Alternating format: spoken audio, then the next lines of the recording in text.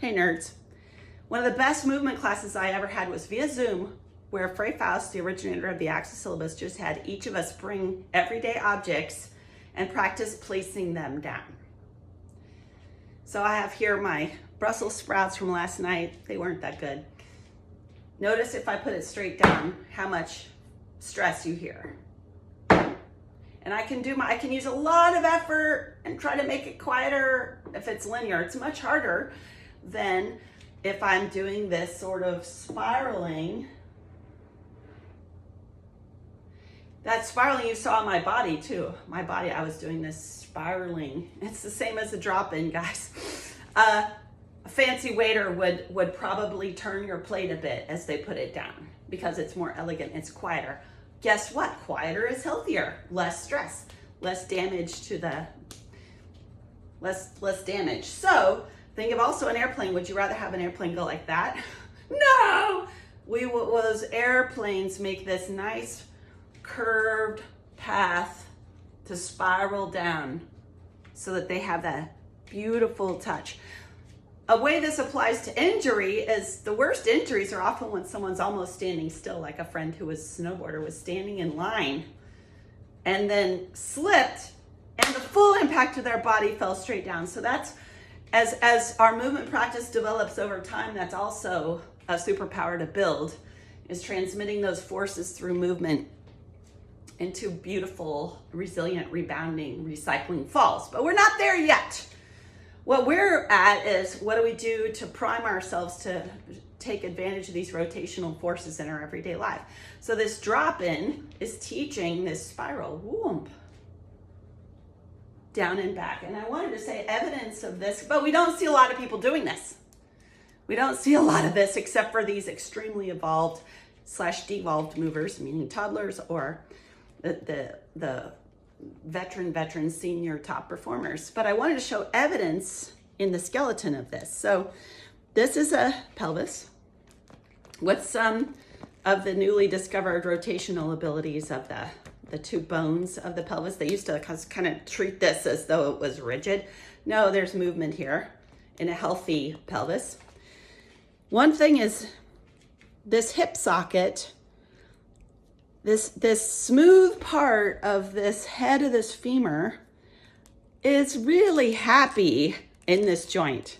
There are certain places, this is like, these are married in a beautiful way. They're just like 3 millimeters of space. They're pulled just far enough away from each other that they have this sliding healthy tension. Well, in a pelvis that is very tucked, we start to have the possibility of this relationship getting upset with this actual pinching, the possibility of some pinching of the tissues in the back, and this kind of exposed support surface not being used, so less of the forces are just automatically being transmitted healthfully through this bone. However, a slightly antiverted forward tilt, anti-forward vert tilt, retro back verted tilt. I'm not talking about an anterior shift. I'm talking about an anterior tilt. When we have that, when these beautiful glutes, the most support value, the best communication between our spine, our hip bone, our leg is happening there. So what would be the worst would be as if I was walking and landing on this leg and so little of this force is actually going through me down and back. So down and back, up, down and back, versus falling into the front of the joint. And if we think of it, it's like an ocean wave. An ocean wave doesn't come to the water and do that. An ocean wave comes, it comes up and then back, down and back. That's why I picked the oldest dance styles where there's not a lot of this. There's down and back, up and over. Down and back, up and over. So this kind of falling. Now, my head when I'm running, my eyes are gonna stay pretty level and all these rotational things will happen. But that's a physics lesson about this curving, these curving ways to resolve force. And not only that, at the end of that curve, you don't have to stop. At the end of that curve, most of all, if you don't let the force go all the way out, you're ready to go again. Recycling. In terms of safety, in other safety, like long-term fall prevention or long-term fall training, let's not even say that. We know we're gonna fall.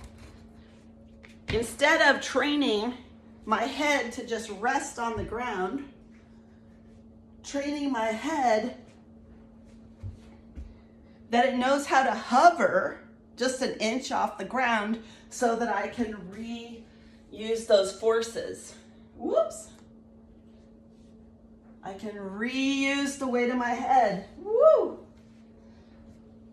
Versus energy leaking things where my head is just going straight up or down. My head is flat, my head is just going side to side. Training, how do we take this huge mass of the weight of my head and recycle it so that it's helping me resolve more forces and not just splat. So in your everyday life, when you find you're on your back, practice just hovering your head an inch off the ground and then seeing what you can do from there. And then turning, hover, turn your head, hover, turn your face, hover, turn your face that turns your spine, that lets you keep the movement flowing.